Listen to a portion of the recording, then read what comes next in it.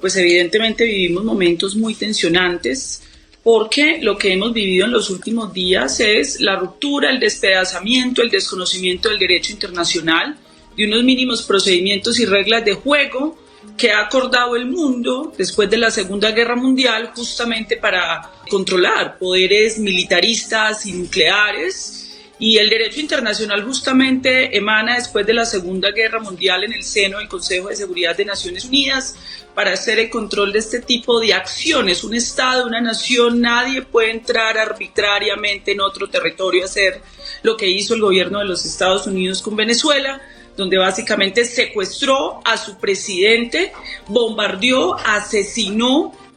En ese contexto también se presenta algo inaceptable, y son las amenazas del gobierno del presidente Donald Trump contra el presidente de Colombia, pero además contra Colombia, amenazando con una intervención militar de similar orden. En esto también hay que llamar la atención para tener el contexto de la conversación, el papel que ha jugado la derecha y la extrema derecha en Colombia, que mostró clara y abiertamente una conducta antipatria, al estar solicitando en algunas de sus voces, no solo desde la sociedad civil, de lo mediático, sino también de lo político, el secuestro, intervención militar de Colombia. Eso es inaceptable, además de que constituye un delito y un crimen. Es llamar a un crimen de guerra contra nuestra patria por parte de la propia derecha y extrema derecha colombiana, que yo creo que todos los colombianos y demócratas de este país tenemos que rechazar esa conducta. Nuestro proyecto político es de paz y no abandona de ninguna manera la posibilidad de diálogo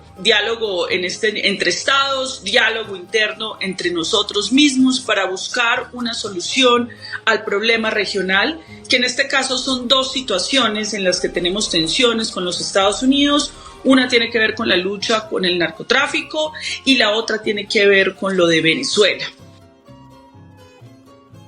Entonces, en ese sentido me parece positivo, pero también debo decir que hemos visto actuar el gobierno de los Estados Unidos en cabeza de su presidente. Sabemos lo incierto que es la conducta del gobierno del presidente Donald Trump. Hemos visto cómo en unas ocasiones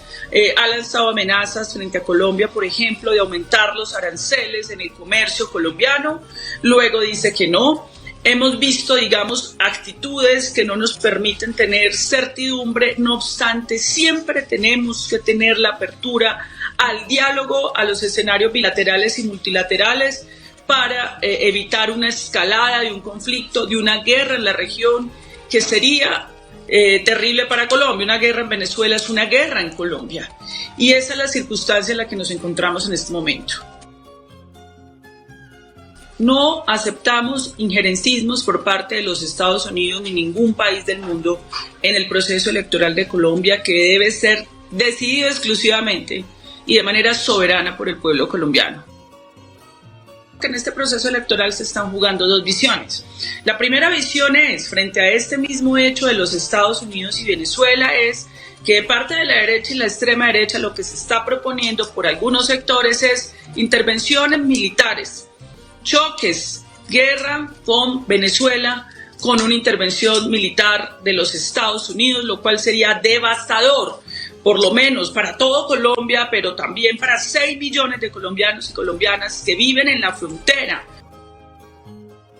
Pero lo segundo, también lo que ellos están planteando es una relación de subordinación hacia los Estados Unidos. Hemos avanzado desde nuestro proyecto político en cabeza el presidente Gustavo Petro que nuestras relaciones internacionales son de tú a tú. Y nos parece muy importante, por supuesto, mantener relaciones económicas con los Estados Unidos, pero ya hemos iniciado apertura de relaciones económicas y comerciales en la soberanía que nos asiste, inclusive para decidir con quiénes más podemos comerciar. Y ahí se abrió una interesante conexión con la ruta y la franja de los chinos, con los países asiáticos, con los países árabes, e inclusive es preciso continuar avanzando hacia la integración de nuestra América Latina, con Brasil, con México, Colombia como un eje progresista, pero con toda nuestra América Latina en relaciones culturales, en relaciones económicas, que nos permita tener una diversificación de socios comerciales para nosotros promover nuestras exportaciones y dinamizar nuestra economía en un proceso de reindustrialización de Colombia. Esta es nuestra línea de política internacional, somos respetuosos del derecho internacional y buscamos relaciones con Estados Unidos y con el mundo entero de tú a tú. No apoyamos genocidios como el de Palestina, no apoyamos guerras y somos garantes de que se tenga una postura pacífica de paz en el planeta y en el mundo entero. Esa es la línea de pensamiento que se disputa electoralmente este 8 de marzo, donde esperamos lograr mayorías en el Congreso de la República. Mayorías en el Congreso de la República, donde tendremos que rediscutir estos temas internacionales que corresponden a las comisiones segundas. Recordemos que esa derecha y esa extrema derecha fue la que perjudicó al empresariado, al pequeño, mediano empresario y al productor colombiano con las firmas de tratados de libre comercio inconvenientes, convenientes para otros, pero inconvenientes para la producción nacional de nuestro país. Quebraron el sector agropecuario con esos tratados de libre comercio y es importante que nosotros sentemos a revisar todos esos acuerdos comerciales de cara a la obligatoriedad que tenemos ahora de que continuamos, insistimos en las relaciones con los Estados Unidos, pero Colombia se abre al mundo para poder diversificar su diálogo, su participación en la economía del mundo a través de la multipolaridad, una multipolaridad que creemos debe ser democrática. Y se ha dicho además, tenemos que relanzar desde nuestro país la necesidad de reformar los organismos multilaterales que han resultado inoperantes, en el sentido de que, por ejemplo, la Corte Penal Internacional del Sistema de Naciones Unidas declara la orden de captura contra el señor Netanyahu y no pasó nada.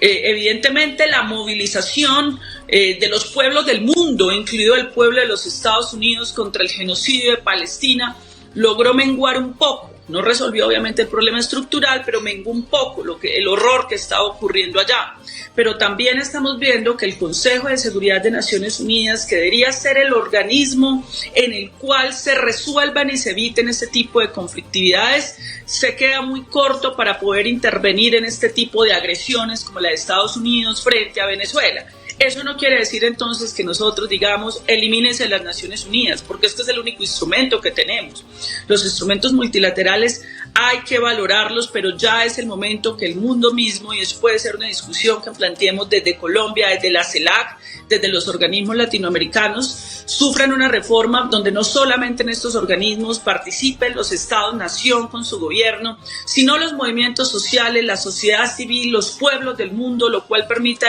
dinamizar una acción más vinculante y efectiva, porque lo que estamos viendo es que se limitan esos organismos multilaterales y necesitamos una nueva multilateralidad y multipolaridad en el mundo, y eso es a lo que he estado apostando nuestro proyecto político desde Colombia, que insisto, nosotros aspiramos a ser la bancada mayoritaria en el Congreso, pacto histórico, y que el pueblo colombiano comprenda que sin mayorías en el Congreso, así ganemos el gobierno, no vamos a poder avanzar en las transformaciones de las reformas sociales, de volver a reindustrializar a Colombia, de tener justicia social, pensión, de poder que pongamos a producir, a seguir en la producción agropecuaria del país. Para eso necesitamos mayorías congresionales, porque el Congreso se volvió un escenario de obstrucción, un escenario de defensa de intereses de un puñado de millonarios, de gremios económicos que han querido arrodillar a nuestro país a intereses distintos al de nuestra patria,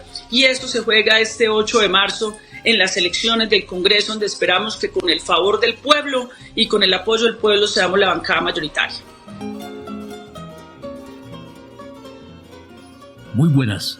Le damos la bienvenida a Suenan Timbres, la palabra que camina, un espacio para palabrear los aconteceres de los pueblos del sur. Estamos en Radiópolis, la radio cultural y comunitaria de Sevilla, en Bolche Radio de Voz Digital,